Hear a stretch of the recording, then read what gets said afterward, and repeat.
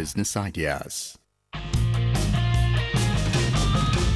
मंजिल मिले ना मिले ये मुकद्दर की बात है, लेकिन हम कोशिश भी ना करें ये तो गलत बात है। इसीलिए अपने देश को प्रगति की राह पर हमेशा अग्रसर करने के लिए कोशिश लगातार करते रहिए। और आपकी उस कोशिश को हौसला देने के लिए एक बार फिर से शिल्पा भावना आ गई है लेकर आपका चहेता कार्यक्रम big business ideas powered by Tab Fox beyond socialising.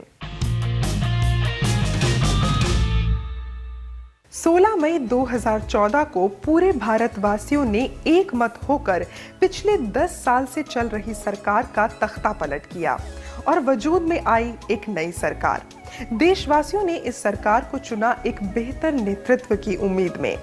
आज इस सरकार को लगभग 2 साल पूरे हो गए हैं, तो आज हम ये जायजा लेने निकले हैं कि बीते 2 सालों में आखिर इस सरकार ने क्या कुछ बेहतर किया है। तो चलिए स्क्रूटनी के लिए बुला लेते हैं हमारे बिजनेस लॉज के महारथी को। Please welcome the author of the business books, the philanthropist, the big business expert, mister Sunil Kumar Gupta. नमस्कार सर। नमस्कार। बहुत बहुत स्वागत है आपका। Please have a seat. Sunil ji, हम जब आज की सरकार की बात कर रहे हैं, लोग बहुत ज़्यादा एक्साइटेड हैं और सबके मन में एक उम्मीद जागी है बहुत बरसों के बाद कि कुछ अच्छा अब होने वाला है। 2 साल से कुछ काम हो भी रहा था। अब आप जब उसको देखते हैं पीछे मुड़ के, आपको कैसा लगता है कि वो काम जिस उम्मीद के साथ लोगों ने सरकार को चुना था वो हो पा रहा है?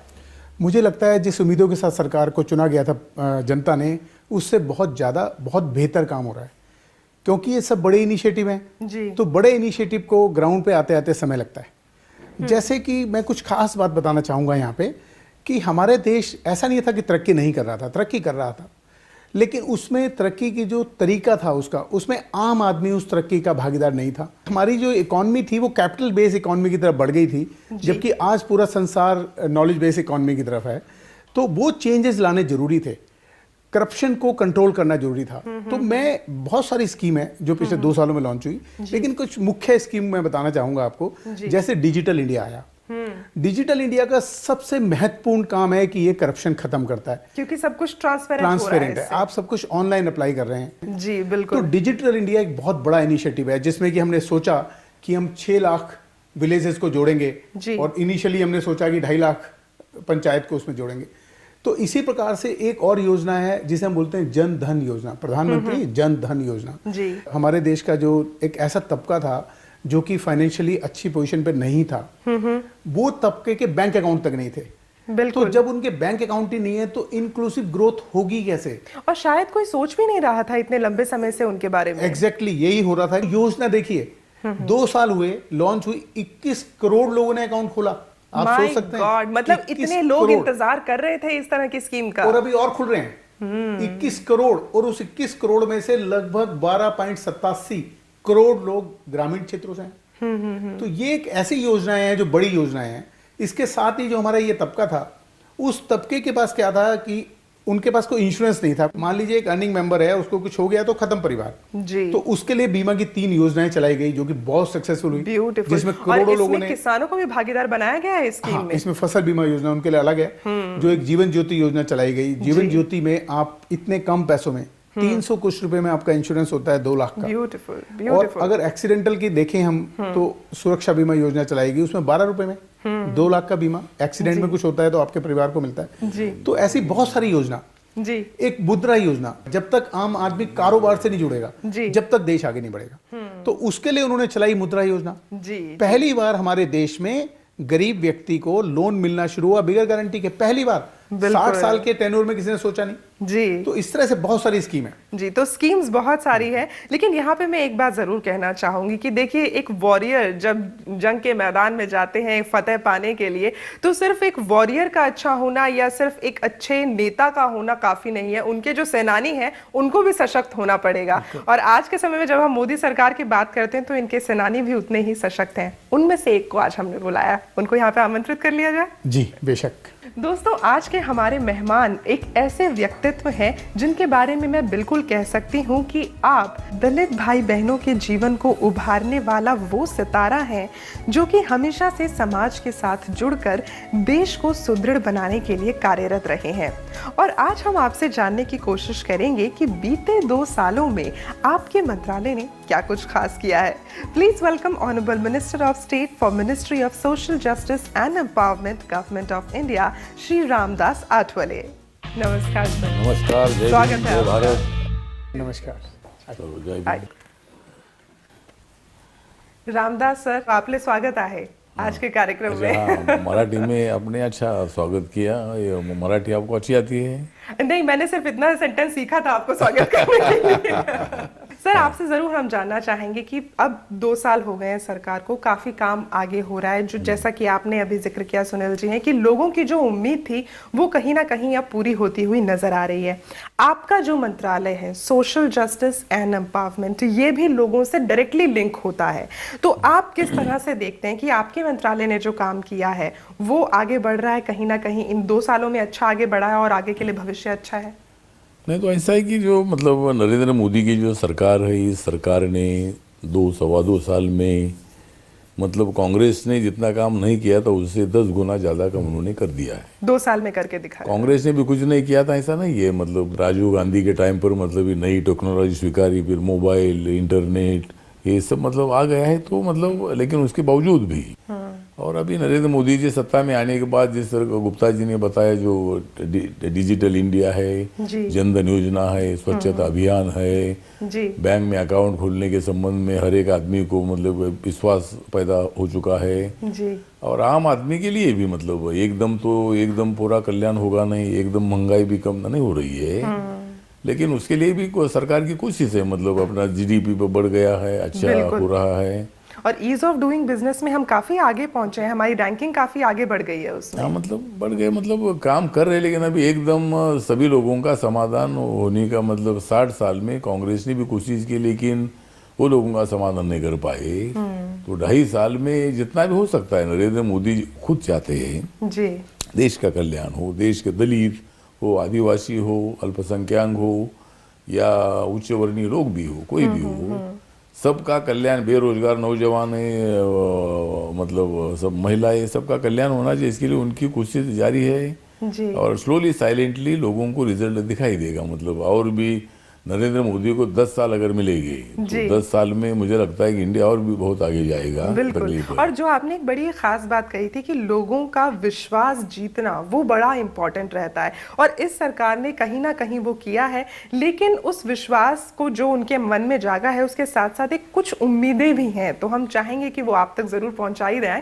हमने कुछ लोगों से बात की थी, आपको दिखाना चाहेंगे, प्लीज। मोदी गवर्नमेंट के 2 साल मेरे हिसाब से तो अच्छे चले हैं। वो इसलिए अच्छे चले हैं क्योंकि इन्होंने पुराने जो भी प्रॉब्लम्स थे उनको रिकॉग्नाइज़ किया, और रिकॉग्नाइज़ करने के बाद उसके ऊपर एक्शन, उसकी प्लानिंग बनाई और उसके ऊपर एक्शन भी लिया। फंड रेज उन्होंने जो स्टार्टिंग में जो उन्होंने ध्यान दिया about fund raising, getting for investment, getting for companies to work in India, to start make in India campaign, that it was very good initiative. 2 साल अब बिना करप्शन के चल रहे हो तो देश इसका मतलब कहीं ना कहीं अच्छे जगह पे आ रहा है। गवर्नमेंट तो जो कर रही है वेल एंड गुड, बहुत अच्छा कर रही है, नो डाउट, लेकिन थोड़ा सा पारदर्शिता अगर और हो सिस्टम में तो और ज़्यादा अच्छा रहेगा। Government is doing a good job, but still more of the art galleries in each area, they should develop it.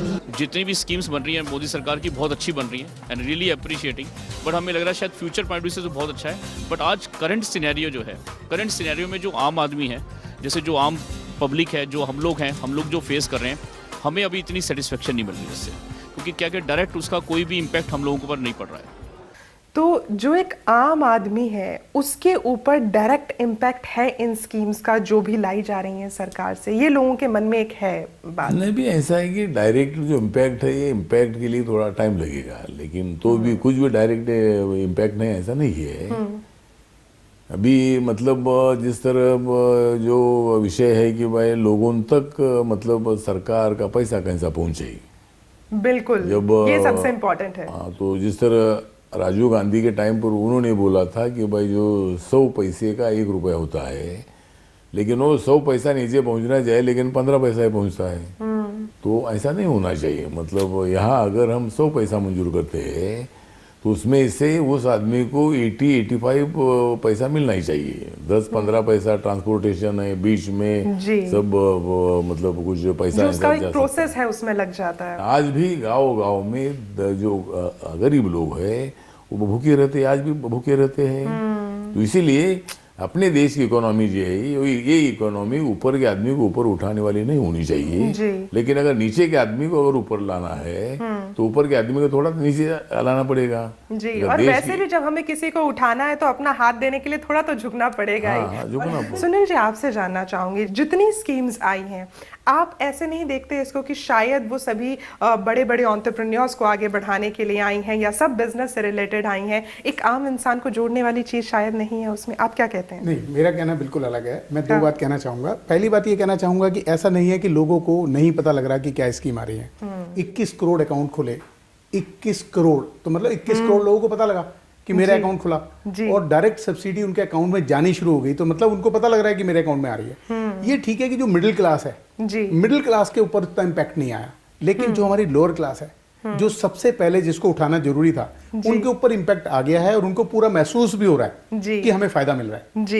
क्योंकि माननीय प्रधानमंत्री जी ने 3 फ्रंट पे मुझे लगता है एक साथ काम किया। पहला, उन्होंने सोचा कि जो हमारा ये तबका है इसको साथ मिलाना जरूरी है, तो इन सबके बैंक अकाउंट होने चाहिए। दूसरा, उन्होंने सोचा कि इनको सबको कारोबार में लगाना जरूरी है, तो पहली बार हमारे देश में मुद्रा योजना आई, जिसमें गरीब लोगों को पहली बार हमारे देश में, जो कि पिछले 60 साल में नहीं हुआ, कि बिगर गारंटी का लोन मिलना शुरू हुआ। उसके बाद मेक इन इंडिया की concept I. Make in India में उन्होंने 4 पिलर खड़े किए, उसमें नया इनिशिएटिव उन्होंने बोला हम लेंगे, नया इंफ्रास्ट्रक्चर देंगे, नई सोच के साथ आएंगे, नए सेक्टर बताए।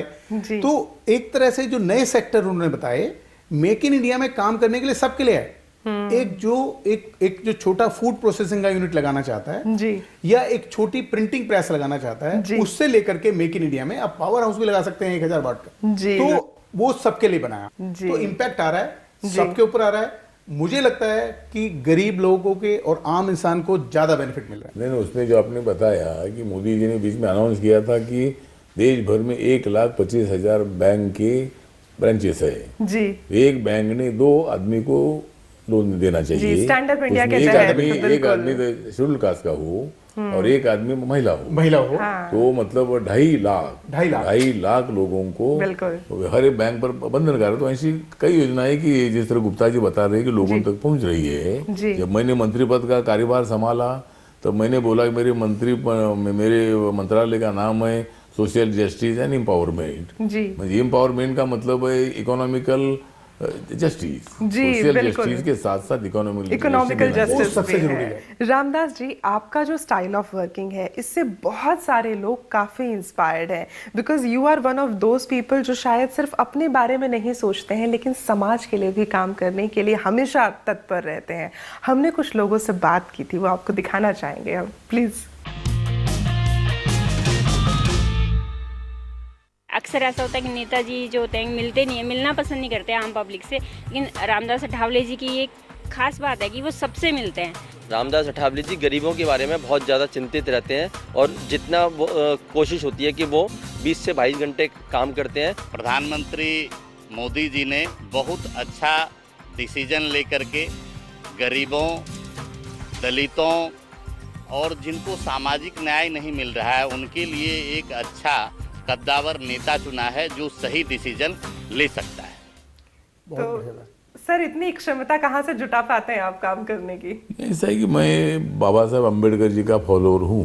मैं शेड्यूल कास्ट में मेरा जन्म हुआ है, मैं बुद्धिस्ट हूँ। तो आपने जो बोला कि ये ताकत हमको कहाँ से मिली, तो बाबा साहब अम्बेडकर जी के नाम से, उनके काम से और उनके त्याग से हमको ये ताकत मिली और मैं इस फील्ड में मैं काम करता रहा।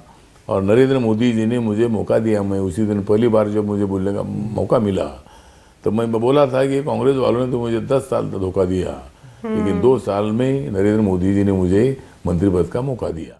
सर, आपसे हम जानना चाहेंगे कि आपका जो मंत्रालय है इसमें बहुत सारी चीज़ें इन्वॉल्व होती हैं, आप लोगों के ब्रांचेस बहुत सारे हैं, तो कैसे आप लोग इस चीज़ को इंश्योर कर पाते हैं कि जिस एक क्षेत्र में काम किया जाना है, जिस एक क्षेत्र में एक पर्टिकुलर फंडिंग जानी है, उसको वहीं तक पहुंचाया जाए? कैसे बाइफ्रिकेट करते हैं उस फंडिंग को? मैं तो जो मेरा जो सोशल जस्टिस एंड एम्पावरमेंट जो पोर्टफोलियो डिपार्टमेंट है जी, तो एक तो मतलब कम से कम इस वर्ष का 6,500 करोड़ का इसका बजट है जी, इसमें 2,800 करोड़ रुपए जो स्कॉलरशिप होती है, स्कॉलरशिप शेड्यूल कास्ट के स्कॉलरशिप में पैसा जाता है।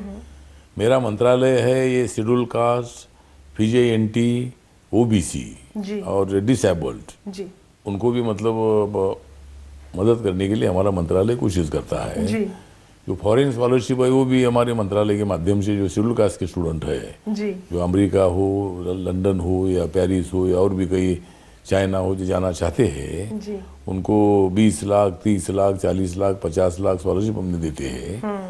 तो इसी तरह मतलब ये मंत्रालय जो है, मंत्रालय देश के कम से कम सभी लोगों का मंत्रालय है। तो देश को सशक्त करने के लिए हम सभी लोग मिलकर योगदान दे सकते हैं, और उसमें आधी आबादी महिलाओं की है, और हमारे देश की बच्चियां और सशक्त हो सकें इसके लिए एक महिला का सजेशन आया है, आप लोगों को दिखाना चाहेंगे प्लीज। हायर एजुकेशन में भी कोई पॉलिसीज़ ऐसी होनी चाहिए जहां बच्चियों को सपोर्ट किया जाए। अगर फाइनेंशियली वीकर सेक्शन की लड़कियां हैं तो स्पेशली उनके लिए एक सपोर्ट हुआ जाए। तो इस तरीके की कुछ फेलोशिप्स, स्कॉलरशिप्स निकाली जानी चाहिए जहां पे गर्ल्स को अच्छे इंस्टीट्यूशंस में जाके एक्सपोजर मिले, राइट काइंड ऑफ एक्सपोजर मिले उनके रेलेवेंट सब्जेक्ट में।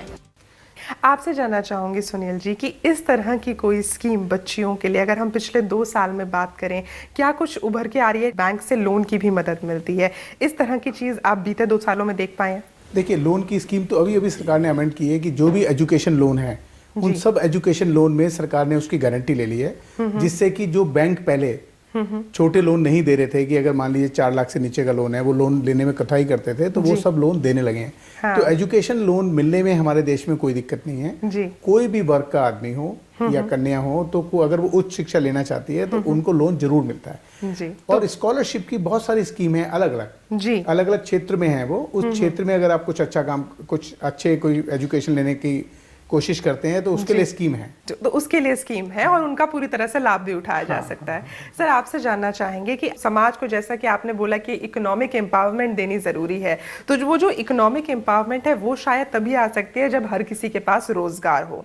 तो आपका मंत्रालय कुछ इस तरह के रोजगार में भी मदद करता है, बिकॉज आप लोग काफी चीजों से जुड़े हुए हैं? करता है, मतलब हमारे जो मंत्रालय के अंतर्गत जो शेड्यूल कास्ट डेवलपमेंट कारपोरेशन हर स्टेट में होते हैं, उसके साथ साथ गवर्नमेंट ऑफ इंडिया का NSFDC है जी। तो वो भी मतलब 1 करोड़ तक मतलब लोन, अगर कोई अपना बिजनेस शुरू करना चाहेगा स्मॉल स्केल तो उनको लिए मदद होती है जी। अभी जो स्टार्टअप इंडिया में जो 200 करोड़ रुपए है, ये 200 करोड़ रुपए नरेंद्र मोदी साहब ने शेड्यूल कास्ट के लोगों के लिए रखे हैं कि जो शेड्यूल कास्ट के लोग अपना धंधा से शुरू करे जी। तो मुझे लगता है भाई मेरा मंत्रालय जो है, तो मेरा मंत्रालय जो आश्रम स्कूल होते हैं वो भी होते हैं जी। और बाकी जो अपंग स्कूल है वो मतलब हमारे मंत्रालय के अंतर्गत आता है जी।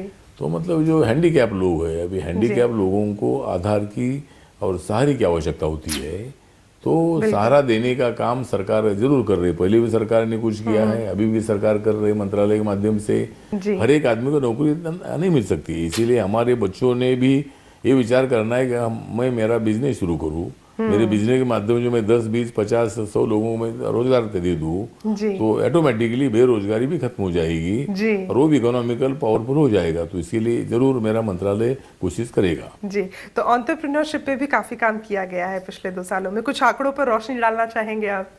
देखिए, एंटरप्रेन्योरशिप पे तो बहुत काम किया गया है। जो मैं आपको स्कीम बता रहा हूँ, जैसे कि हर वर्ग के लिए काम किया गया जी। जैसे कि हमारी मुद्रा योजना है हाँ जो कि आम इंसान को लोन देती है, 50,000 का लोन भी है, 10 लाख तक का लोन भी है जी। उसके ऊपर यदि हम देखें तो स्टार्टअप इंडिया बनाई कि जो इनोवेटिव लोग हैं हाँ जो हमारा युवा है, जिन्होंने कुछ रिसर्च की है, जिन्होंने कोई नया काम किया है, उनके लिए स्टार्टअप योजना है जी। और इसके अलावा भी हमारी सरकार कर रही है IFCI के साथ एक वेंचर कैपिटल स्कीम भी है कि जो भी हमारे SC/ST भाई हैं, यदि उन्होंने उद्योग धंधा में एक मुकाम पे पहुंच गए हैं और उसके बाद यदि वो चाहते हैं कि उनको और लोन मिले या और वेंचर कैपिटल मिले, मतलब कि सरकार भी उनके वेंचर में कोई पैसा लगाए, तो उसके लिए भी लोन मिलता है, उसके लिए भी मिल रहा है, जिसका कि क्वांटम बहुत ज्यादा है। तो सरकार ने एंटरप्रेन्योरशिप के लिए हर वर्ग को, चाहे वो बड़ा वर्ग हो, मिडिल क्लास हो, लोअर मिडिल क्लास हो या बिल्कुल वीकर सेक्शन हो, क्योंकि जब तक सभी एंटरप्रेन्योरशिप के लिए कोशिश नहीं करेंगे और अधिकतर लोग अपना कोई ना कोई एंटरप्राइज नहीं खोलेंगे, जब तक देश आगे नहीं बढ़ सकता। जी, तो मैं बिल्कुल ये बात तो कहना चाहूंगी कि हमारी ये जो सरकार है, इसने खास तौर पे जो हमारे वीकर सेक्शंस हैं उनको भी एंटरप्रेन्योर बनाने की कोशिश की है, ये बड़ा खास रहा है। सर, अब आपको बताना चाहेंगे कि अब हम लोग आ गए हैं एक ऐसे खास सेगमेंट में जिसे मैं कहती हूँ शिल्पा भावना स्पेशल। अभी तक हम बात करते रहे थे कि पिछले 2 साल में सरकार ने क्या कुछ किया है, अब आपको ये बताना है कि यहाँ जो अब ये शिल्पा भावना स्पेशल राउंड है, इसमें आप 2 मिनट में क्या कारनामा करके दिखा सकते हैं। मैं यहाँ से कुछ शब्द कहूंगी और उसको सुनकर जो चीज आपके जहन में सबसे पहले आती है वो आपको कहनी है। तैयार हैं आप? ज्यादा समय नहीं मिलेगा। तैयार है जी। भारत। मुझे बहुत बड़ा अभिमान है। महाराष्ट्र। महाराष्ट्र तो हमारी एक बहुत बड़ी समतावादी परंपरा का महाराष्ट्र है। रामदास अठावले।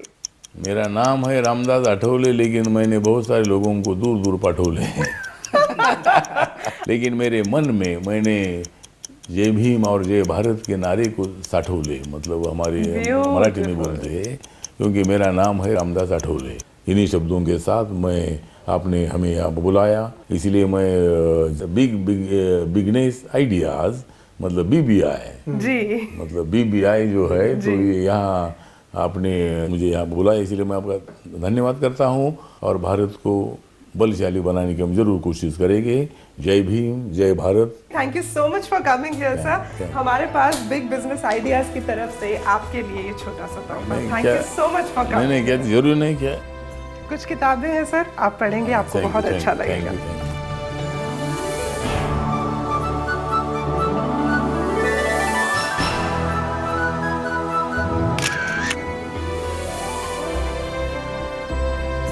दोस्तों, यकीन और दुआ नजर नहीं आती, लेकिन ये नामुमकिन काम को मुमकिन कर दिखाती है। हमारे प्रधानमंत्री श्री नरेंद्र मोदी जी का हमारे भारतवासियों पर यकीन और हमारे प्रधानमंत्री जी के लिए हमारे भारतवासियों की दुआओं ने इस बात को पूरी तरह से मुमकिन किया है कि भारत पूरे विश्व में अपना नाम आज ऊंचा उठा रहा है और हम सभी की ये कोशिश है कि हम उसे और आगे बढ़ाएं। आज के लिए शिल्पा भावना को दीजिए इजाज़त, अगली बार फिर होगी आपसे मुलाकात। शुक्रिया, जय हिंद। Big Business Ideas.